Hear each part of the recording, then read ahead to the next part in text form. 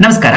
10ನೇ ತರಗತಿಯ ಸಮಾಜ ವಿಜ್ಞಾನ ವಿಷಯವು ಬಹಳಷ್ಟು ಪ್ರಮುಖವಾಗಿರುವಂತಹ ಅಂಶಗಳನ್ನು ಒಳಗೊಂಡು ಇರುವಂತದ್ದಾಗಿದೆ. ಇದನ್ನ ಡಿಟೇಲ್ ಆಗಿ ಅಧ್ಯಯನ ಮಾಡಿ ಪರೀಕ್ಷೆ ಬರೆದಾಗ ಉತ್ತಮ ಅಂಕಗಳನ್ನು ಸಂಪಾದಿಸುವುದಕ್ಕೆ ಸಾಧ್ಯವಾಗುವಂತದ್ದಾಗಿರುತ್ತದೆ. ಪರೀಕ್ಷಾ ಸಿದ್ಧತೆಗೆ ಸಂಬಂಧಿಸಿದಂತೆ ಬ್ರಿಟಿಷ್ ಆಳ್ವಿಕೆ ಪರಿಣಾಮಗಳು ಈ ಒಂದು ಅಧ್ಯಾಯದಲ್ಲಿ 1 ಅಂಕಕ್ಕೆ ಸಂಬಂಧಿಸಿದಂತಹ ಪ್ರಮುಖವಾಗಿರುವಂತಹ ಪ್ರಶ್ನೆಗಳು ಇಲ್ಲಿರುವಂತದ್ದಾಗಿದೆ. ಇವುಗಳನ್ನ ಡಿಸ್ಕಷನ್ ಮಾಡ್ಕೊಂಡು ಬರೋಣ. ಈ ಒಂದು 1 ಅಂಕದ ಪ್ರಶ್ನೆಗಳು ಬಹಳ ಪ್ರಮುಖವಾಗಿರುವಂತಹ ಪ್ರಶ್ನೆಗಳಾಗಿರುವಂತದ್ದು SSLC ವಿದ್ಯಾರ್ಥಿಗಳ ಜೊತೆಗೆ ವಿವಿಧ ಸ್ಪರ್ಧಾತ್ಮಕ ಪರೀಕ್ಷೆಯ ಸಿದ್ಧತೆ ನಡೆಸ್ತಾ ಇರುವಂತಹ ಎಲ್ಲರಿಗೂ ಸಹ ಉಪಯೋಗಕಾರಿಯಾಗಿರುವಂತಹ ಪ್ರಶ್ನೆಗಳು ಇವುಗಳಾಗಿರುವಂತದ್ದಾಗಿದೆ. ಪೂರ್ತಿಯಾಗಿರುವಂತಹ ವಿಡಿಯೋನ ವೀಕ್ಷಿಸಿ ಹಾಗೂ ನಿಮಗೆ ಈ ವಿಡಿಯೋ ಇಷ್ಟ ಆದಲ್ಲಿ ಲೈಕ್ ಮಾಡಿ.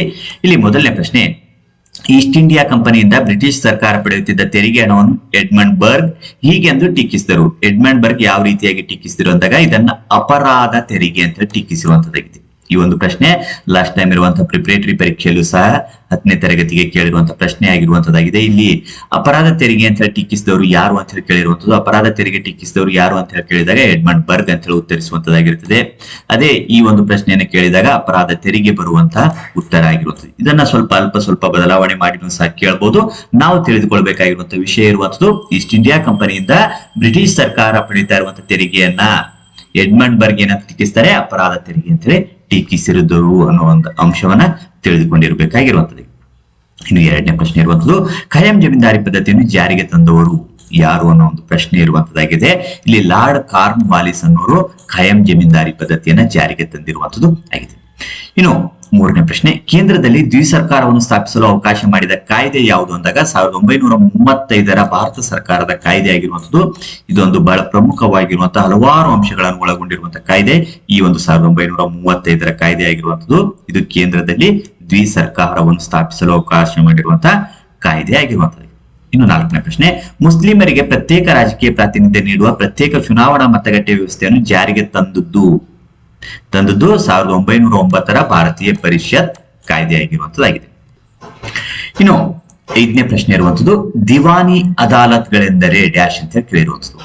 ಇಲ್ಲಿ ದಿವಾನಿ ಅದಾಲತ್ ಅಂದ್ರೆ ನಾಗರಿಕ ನ್ಯಾಯಾಲಯಗಳನ್ನ ದಿವಾನಿ ಅದಾಲತ್ ಅಂತ ಹೇಳಿ ಕರೆದಿರುವಂತದ್ದು ಆಗಿದೆ. ಇದು ಮಲ್ಟಿಪಲ್ ಚಾಯ್ಸ್ ನಲ್ಲಿ ಕೇಳಬಹುದು ಅಥವಾ 1 ಅಂಕದಲ್ಲಿ ಕೇಳಬಹುದಾಗಿರುವಂತದ್ದು. ದಿವಾನಿ ಅದಾಲತ್ ಅಂದ್ರೆ ನಾಗರಿಕ ನ್ಯಾಯಾಲಯಗಳು. ಇನ್ನು 6ನೇ ಪ್ರಶ್ನೆ, ರೈತವಾರಿ ಪದ್ಧತಿಯನ್ನು ಜಾರಿಗೆ ತಂದವರು ಅಲೆಕ್ಸಾಂಡರ್ ರೀಡ್ ಅನ್ನೋರು ಈ ಒಂದು ರೈತವಾರಿ ಪದ್ಧತಿಯನ್ನ ಜಾರಿಗೆ ತಂದಿರುವಂತದ್ದು ಆಗಿದೆ. ಇನ್ನು 7ನೇ ಪ್ರಶ್ನೆ ಇರುವಂತದ್ದು, 1935ರ ಭಾರತ ಸರ್ಕಾರ ಶಾಸನವು ಭಾರತದ ಸಂವಿಧಾನ ರಚನೆಯ ತಳಹದಿ ಎಂದು ಪರಿಗಣಿಸಲ್ಪಟ್ಟಿದೆ. ಏಕೆಂದರೆ ಇದು ಒಕ್ಕೂಟ ವ್ಯವಸ್ಥೆಯನ್ನು ಜಾರಿಗೆ ತಂದಿದ್ದು. ಆ ಕಾರಣಕ್ಕೋಸ್ಕರ ಇದನ್ನ ಸಂವಿಧಾನ ರಚನೆಯ ತಳಹದಿ ಅಂತ ಹೇಳಿ ಕರೆದಿರುವಂತದ್ದಾಗಿದೆ. ಇನ್ನು 8ನೇ ಪ್ರಶ್ನೆ, ಚಾರ್ಟರ್ ಕಾಯ್ದೆಯ ಪ್ರಮುಖ ಉದ್ದೇಶ ಕೇಳಿರುವಂತದ್ದು. ಈಸ್ಟ್ ಇಂಡಿಯಾ ಕಂಪನಿಯ ಪರವಾನಗಿಯನ್ನು ವಿಸ್ತರಿಸುವುದು ಈ ಒಂದು ಚಾರ್ಟರ್ ಕಾಯ್ದೆಯ ಪ್ರಮುಖ ಉದ್ದೇಶ ಆಗಿರುವಂತದ್ದು. ಇನ್ನು 9ನೇ ಪ್ರಶ್ನೆ, ಆಡಳಿತದಲ್ಲಿ ನಾಗರಿಕ ಸೇವಾ ವ್ಯವಸ್ಥೆಯನ್ನು ಜಾರಿಗೆ ತಂದವರು ಡ್ಯಾಶ್ ಅಂತ ಕೇಳಿರುವಂತದ್ದು. ಲಾರ್ಡ್ ಕಾರ್ನ್ ವಾಲಿಸ್ ಆಡಳಿತದಲ್ಲಿ ನಾಗರಿಕ ಸೇವಾ ವ್ಯವಸ್ಥೆಯನ್ನು ಜಾರಿಗೆ ತಂದಿರುವಂತದ್ದು.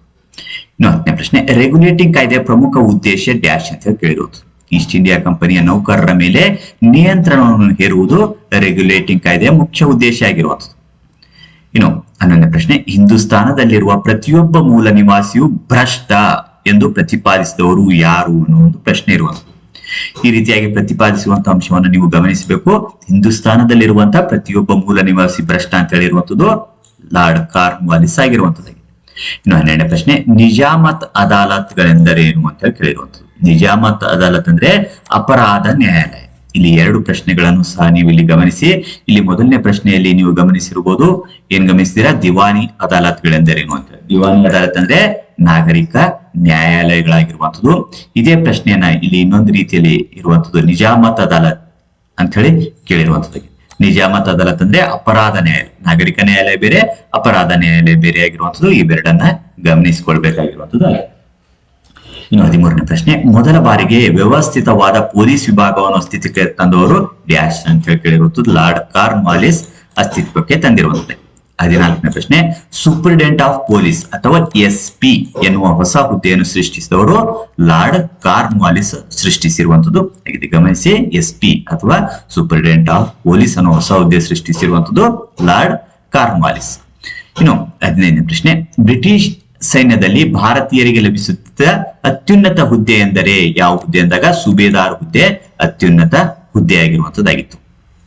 ಇನ್ನು 16ನೇ ಪ್ರಶ್ನೆ, ಸೈನಿಕ ವ್ಯವಸ್ಥೆಯನ್ನು ಮರುವಿನ್ಯಾಸಗೊಳಿಸಿದ ಸಮಿತಿ ಅಂತ ಹೇಳಿ ಕೇಳಿದಾಗ ಪೀಲ್ ಸಮಿತಿ ಅನ್ನೋದನ್ನ ಗಮನಿಸಿ. ಈ ಒಂದು ಪೀಲ್ ಸಮಿತಿ ಸೈನಿಕ ವ್ಯವಸ್ಥೆಯನ್ನ ಮರುವಿನ್ಯಾಸಗೊಳಿಸಿರುವಂಥದ್ದು. 17ನೇ ಪ್ರಶ್ನೆ, ಮಹಲ್ ಎಂದರೆ ಡ್ಯಾಶ್ ಅಂತ ಹೇಳಿ ಕೇಳಿರುವಂಥದ್ದು. ಮಹಲ್ ಅಂದ್ರೆ ತಾಲೂಕು. ಈ ಒಂದು ಮಹಲ್ವಾರಿ ಪದ್ಧತಿಯನ್ನ ಗಮನಿಸಿರ್ತೀರಾ. ಇಲ್ಲಿ ಬರುವಂತಹ ಮಹಲ್ ಅನ್ನೋ ಪದದ ಅರ್ಥ ತಾಲೂಕು ಆಗಿರುವಂಥದ್ದು. ಇನ್ನು 18ನೇ ಪ್ರಶ್ನೆ, ಮಹಲ್ವಾರಿ ಪದ್ಧತಿಯನ್ನು ಜಾರಿಗೆ ತಂದವರು ಡ್ಯಾಶ್ ಅಂತ ಹೇಳಿ ಕೇಳಿರುವಂತದ್ದು. R.M. ಬರ್ಡ್ ಮತ್ತು ಜೇಮ್ಸ್ ಥಾಮ್ಸನ್ ಅನ್ನೋರು ಈ ಒಂದು ಮಹಲ್ವಾರಿ ಪದ್ಧತಿಯನ್ನ ಜಾರಿಗೆ ತಂದಿರುವಂತದ್ದಾಗಿದೆ. ಇನ್ನು 19ನೇ ಪ್ರಶ್ನೆ, ಗರಿಷ್ಠ ಪ್ರಮಾಣದ ರೈತರು ಸಾಲದ ಸುಳಿಗೆ ಸಿಲುಕಿದ ಭೂಕಂದಾಯ ಪದ್ಧತಿ ಯಾವುದು ಅಂದಾಗ ರೈತವಾರಿ ಪದ್ಧತಿ ಆಗಿರುತ್ತದೆ.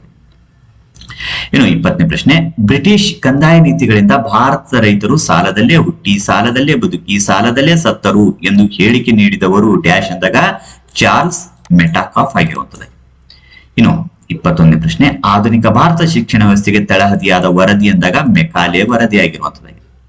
ಇನ್ನು 22ನೇ ಪ್ರಶ್ನೆ, ಕಲ್ಕತ್ತಾ, ಬಾಂಬೆ ಮತ್ತು ಮದ್ರಾಸ್ಗಳಲ್ಲಿ ನೂತನ ವಿಶ್ವವಿದ್ಯಾನಿಲಯಗಳನ್ನು ಸ್ಥಾಪಿಸಿದವರು ಡ್ಯಾಶ್ ಅಂತ ಕೇಳಿರುವಂತದ್ದು ಲಾರ್ಡ್ ಡಾಲ್ ಹೌಸಿ ಆಗಿರುವಂತದ್ದು. ಇನ್ನು 23ನೇ ಪ್ರಶ್ನೆ, ರೆಗ್ಯುಲೇಟಿಂಗ್ ಕಾಯ್ದೆ ಜಾರಿಗೆ ಬಂದ ವರ್ಷ 1773 ಆಗಿರುವಂತದ್ದು. ಇನ್ನು 24ನೇ ಪ್ರಶ್ನೆ, ಕಲ್ಕತ್ತಾದಲ್ಲಿ ಸುಪ್ರೀಂ ಕೋರ್ಟ್ ಸ್ಥಾಪನೆಗೆ ಅವಕಾಶ ನೀಡಿದ ಶಾಸನ ಕೇಳಿರುವಂತದ್ದು 1773 ರೆಗ್ಯುಲೇಟಿಂಗ್ ಕಾಯ್ದೆ ಆಗಿರುವಂತದ್ದು. ಇನ್ನು 25ನೇ ಪ್ರಶ್ನೆ, ಭಾರತದಲ್ಲಿದ್ದ ಕಂಪನಿಯ ಅಧೀನದ ಪ್ರದೇಶಗಳಿಗೆ ಇಂಗ್ಲೆಂಡ್ನ ಸರ್ಕಾರವೇ ಅಂತಿಮ ಸಾರ್ವಭೌಮನೆಂದು ಘೋಷಿಸಿದ ಕಾಯ್ದೆ 1784 ಪಿಟ್ಸ್ ಇಂಡಿಯಾ ಕಾಯ್ದೆ ಆಗಿರುವುದು. 26ನೇ ಪ್ರಶ್ನೆ, ಬಂಗಾಳದ ಗವರ್ನರ್ ಜನರಲ್ ಅನ್ನು ಭಾರತದ ಗವರ್ನರ್ ಜನರಲ್ ಆಗಿ ನಾಮಕರಣ ಮಾಡಿದ ಕಾಯ್ದೆ ಯಾವುದು ಅಂದಾಗ 1833 ಚಾರ್ಟರ್ ಕಾಯ್ದೆ ಆಗಿರುವುದು. ಇನ್ನು 27ನೇ ಪ್ರಶ್ನೆ, ಈಸ್ಟ್ ಇಂಡಿಯಾ ಕಂಪನಿಯ ಮಾನ್ಯತೆಯನ್ನು ರದ್ದುಗೊಳಿಸಿ ಭಾರತವನ್ನು ಬ್ರಿಟನ್ ರಾಣಿಯ ಆಡಳಿತಕ್ಕೆ ವರ್ಗಾಯಿಸಿದ ಕಾಯ್ದೆ ಯಾವುದು ಅಂದಾಗ 1858 ಭಾರತ ಸರ್ಕಾರದ ಕಾಯ್ದೆ ಆಗಿರುವುದು. 28ನೇ ಪ್ರಶ್ನೆ, ಭಾರತದ ಮೊದಲ ವೈಸ್ರಾಯ ಲಾರ್ಡ್ ಕ್ಯಾನಿಂಗ್ ಆಗಿರುವಂತದ್ದಾಗಿದೆ. ಗಮನಿಸಿ, ಭಾರತದ ಮೊದಲ ವೈಸ್ರಾಯ ಲಾರ್ಡ್ ಕ್ಯಾನಿಂಗ್ ಆಗಿರುವಂತದ್ದು. 29ನೇ ಪ್ರಶ್ನೆ, ದಿವಾನಿ ಅದಾಲತ್ ಮತ್ತು ನಿಜಾಮತ್ ಅದಾಲತ್ಗಳನ್ನು ಸ್ಥಾಪಿಸಿದವರು ಯಾರು ಅಂದಾಗ ಲಾರ್ಡ್ ವಾರ್ನ್ ಹೇಸ್ಟಿಂಗ್ಸ್ ಸ್ಥಾಪಿಸಿರುವಂತದ್ದಾಗಿದೆ. ಇನ್ನು 30ನೇ ಪ್ರಶ್ನೆ, ಭಾರತದಲ್ಲಿ ಭಾರತೀಯ ರಿಸರ್ವ್ ಬ್ಯಾಂಕ್ ಮತ್ತು ಫೆಡರಲ್ ಕೋರ್ಟ್ ಸ್ಥಾಪನೆಗೆ ಅವಕಾಶ ನೀಡಿದ ಶಾಸನ ಯಾವುದು ಅಂದಾಗ 1935 ಭಾರತ ಸರ್ಕಾರದ ಕಾಯ್ದೆ ಆಗಿರುವಂತದ್ದಾಗಿದೆ. ಈ ರೀತಿಯಾಗಿ ಈ ಒಂದು ಅಧ್ಯಾಯಕ್ಕೆ ಸಂಬಂಧಿಸಿದಂತೆ ಕೆಲವೊಂದಿಷ್ಟು ಪ್ರಮುಖವಾಗಿರುವಂತಹ 1 ಅಂಕದ ಪ್ರಶ್ನೆಗಳು ಇಲ್ಲಿರುವಂತದ್ದಾಗಿದೆ. ಈ ಎಲ್ಲ ಪ್ರಶ್ನೆಗಳನ್ನ ಅಭ್ಯಾಸ ಮಾಡಿಕೊಳ್ಳಿ ಮತ್ತು ರಿಪೀಟ್ ಆಗಿ ನೋಡಿಕೊಂಡಿರಿ. ಪರೀಕ್ಷೆಯಲ್ಲಿ ಯಾವ ಒಂದು ಪ್ರಶ್ನೆಗಳನ್ನು ಕೇಳಿರ್ತಾರೋ ಆ ಒಂದು ಪ್ರಶ್ನೆಗಳಿಗೆ ಉತ್ತರಿಸಿ ಹೆಚ್ಚು ಅಂಕಗಳನ್ನು ಸಂಪಾದನೆ ಮಾಡಿಕೊಳ್ಳುವುದಕ್ಕೆ ಅನುಕೂಲ ಆಗಿರುವಂತದ್ದಾಗಿರ್ತದೆ. ಈ ವಿಡಿಯೋ ನಿಮ್ಗೆ ಇಷ್ಟ ಆದಲ್ಲಿ ಲೈಕ್ ಮಾಡಿ. ಮತ್ತೆ ಮುಂದಿನ ಭಾಗದಲ್ಲಿ ಭೇಟಿಯಾಗೋಣ. ಅಲ್ಲಿವರೆಗೆ ವಿಡಿಯೋಗಳನ್ನು ವೀಕ್ಷಿಸ್ತಾರೆ. ಧನ್ಯವಾದ.